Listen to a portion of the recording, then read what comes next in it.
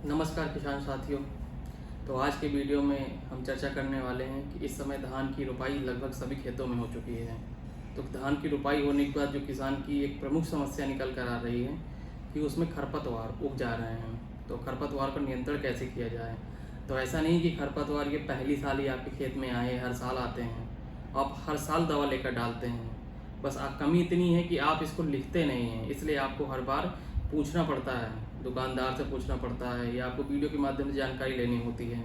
दवाएं जो पिछले साल डाली थी दवाएं वही हैं, उनका डोज क्या है, सही डोज क्या है, कैसे डालना चाहिए, क्या क्या सावधानी बरतनी चाहिए, आज हम इस पूरे वीडियो में आपको बताने वाले हैं। तो जैसे अभी इस समय आप अपने खेतों में जा रहे होंगे, तो अगर आपने रुपाई कर दी है और 10 से 15 दिन हो गए हैं तो आपको अपने खेतों में खरपतवार दिखाई दे रहे होंगे। तो सबसे पहले बात तो ये ध्यान देना चाहिए कि लोग क्या करते हैं कि उसमें ढीला कर देते हैं कि अभी डाल देंगे, कुछ दिन बाद डाल देंगे। इससे क्या होता है, जो खरपतवार का पौधा होता है वो मजबूत हो जाता है और फिर जब उसमें हम दवाओं का स्प्रे करते हैं तो वो ख़त्म नहीं होते हैं। फिर कहते हैं किसान भाई की दवा काम नहीं की। तो इसलिए माना जाता है कि जब पौधे 2 से 3 पत्ती का हो तब वो नाजुक होता है। उस अगर हम स्प्रे कर देते हैं खरपतवार नाशी का तो हमारा खरपतवार नष्ट हो जाता है और हमारी प्रमुख फसल है वो बच जाती है। तो खरपतवार से नुकसान क्या होते हैं। तो खरपतवार जब हमारी मुख्य फसल में उग जाता है तो वो हमारे प्रमुख फसल का पानी भी ले जाता है, सूर्य का प्रकाश भी ले जाता है, जो हमने फर्टिलाइजर दिए हैं उसको भी ले जाता है और बदले में हमें क्या देता है, कुछ नहीं, और हमारा नुकसान ही करता है। इसलिए हम अपने खेत से खरपतवार को नष्ट कर देते हैं। यदि नहीं नष्ट करते हैं तो 30 से 40% हमारी जो पैदावार है वो गिर जाती है। तो आज हम बात करने वाले हैं उन दवाओं के बारे में जो एक बार के स्प्रे करने से ही आपके खेत से खरपतवारों का नामो निशान मिट जाएगा, जड़ से खत्म हो जाएंगे। तो चलिए बात करते हैं। तो अब आप बात आती है खरपतवार नाशी।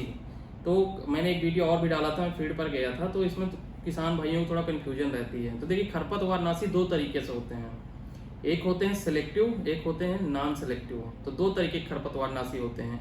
जो हम गेहूं, धान, मक्का में डालते हैं ये सब सिलेक्टिव होते हैं। क्यों?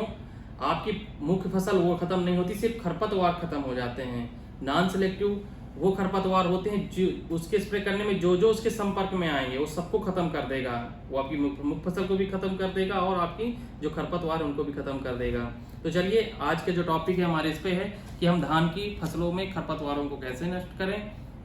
तो अब बात आती है कि अब हम जब जाते हैं दवा लेने तो पहले हमें देखना होता है कि हमारे खेत में कौन कौन से खरपतवार हैं। क्योंकि क्या होता है कि खरपतवार अगर हमने सही से देखा नहीं है तो क्या हुआ, चौड़ी पत्ती, सकरी पत्ती की हम दवा लेकर आ गए, लेकिन एक बहुत मुख्य समस्या आती है सींग वाली घास। तो किसान बोलता है हमारे खेत में सकरी पत्ती है, चौड़ी पत्ती है, उसके हिसाब से दवा मिल जाती है, लेकिन क्या वो कारगर होती है? वो चीज़ें खत्म तो कर देता है, लेकिन जैसे सींक वाली घास है, बहुत बड़ी मेजर समस्या है, उसको सींक वाली घास लोकल बोलते हैं, तो वो खत्म नहीं होती। तो आज मैं पूरा बताने वाला हूँ कि कौन सी दवाओं को कितनी डोज, कितनी मात्रा में किस तरह से उपयोग किया जाए। तो अगर आपके खेतों में सकरी पत्ती के खरपतवार हैं तो उसके लिए आप लोग बहुत ही प्रचलित नाम है, नामनी गोल्ड के नाम से आप जानते होंगे, वो मार्केट में आपको मिलता है। ये पीआई कंपनी का होता है, उसको आप स्प्रे किए होंगे। तो उसमें जो टेक्निकल होता है बिस्पायरीबैक सोडियम 10% SC। आप इसका स्प्रे करते हैं 100 ml प्रति एकड़ की इसकी डोज होती है। आपको स्प्रे करेंगे तो आपकी जितनी भी सकरी पत्ती की घासें हैं वो खत्म हो जाएंगी।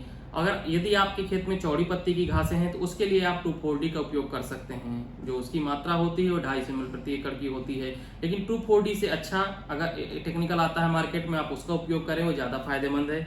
उसकी सिर्फ डोज 8 ग्राम होती है, वो पाउडर फॉर्म में होता है।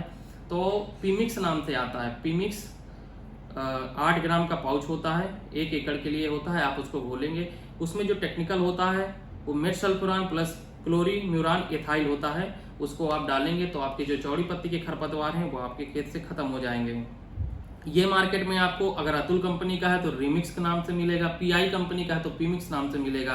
तो बहुत सारी कंपनी के अपने अलग अलग नाम से आते हैं। जेयू का है तो जेयू मिक्स के नाम से मिलेगा।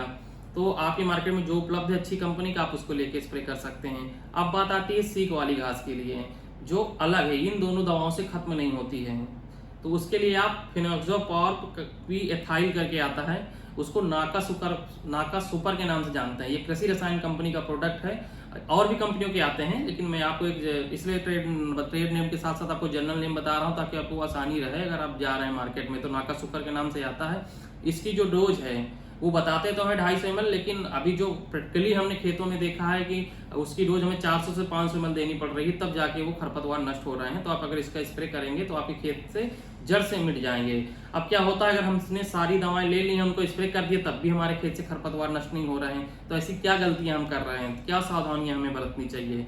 तो अगर हम खेत में स्प्रे करने जा रहे हैं तो जो बोतल हमें मिली है पहले उसको हम अच्छे से हिला लें, हिलाने के बाद ही उसको पानी में डालें, उसकी सही मात्रा में उसका पानी में मिलाएं। जैसे अब आपको पता है कि मुझे 8 टंकी स्प्रे करना है, तो आप 8 गिलास पानी लीजिए, 8 गिलास में दवाओं को अलग अलग बर्तन में घोलिए, अलग अलग बर्तन में घोलने के बाद फिर उनको मिलाइए ताकि वो सही रूप से पानी में मिल जाए।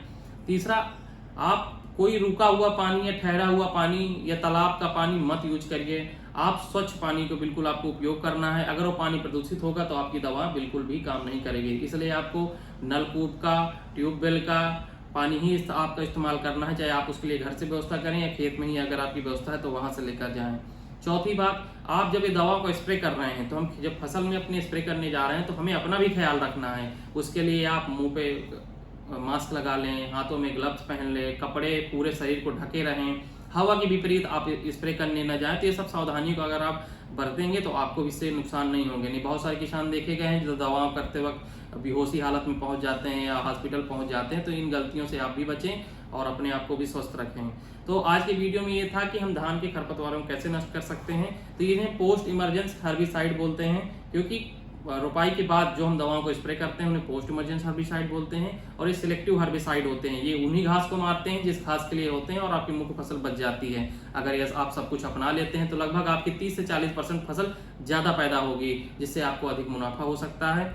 इसलिए आप ये प्रैक्टिस को जरूर अपनाएं और समय से, ये जरूरी ध्यान दें कि समय से ही पौधे में स्प्रे कर दें। आप बिल्कुल भी डिले मत करिए कि आप 50 दिन 60 दिन में अगर आप अपने खेत में खरपतवार नाशी का स्प्रे करेंगे फिर आपका खरपतवार मरेगा नहीं और आपका बहुत ज्यादा नुकसान खेत में पहुंचा दिया होगा।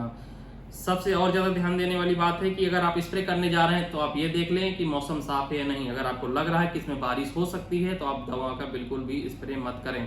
नहीं, आपने दवा स्प्रे की, उधर बारिश हो गई तो दवा पूरी धुल जाएगी और आपके खरपतवार जो है वो नष्ट नहीं होंगे। तो चलिए मिलते हैं फिर से आपके साथ एक नए वीडियो में। और अगर अभी तक आपने चैनल को सब्सक्राइब नहीं किया है तो चैनल को सब्सक्राइब कर लीजिए। अन्नदाता हित चैनल ये आपकी जानकारी के लिए बनाया गया है। आपकी कोई समस्या है तो आप हमें कमेंट कर सकते हैं, हम आपको जो सही सोल्यूशन है इसका वो प्रोवाइड कराएंगे। तो मिलते हैं आपसे एक नए वीडियो में फिर से। नमस्कार।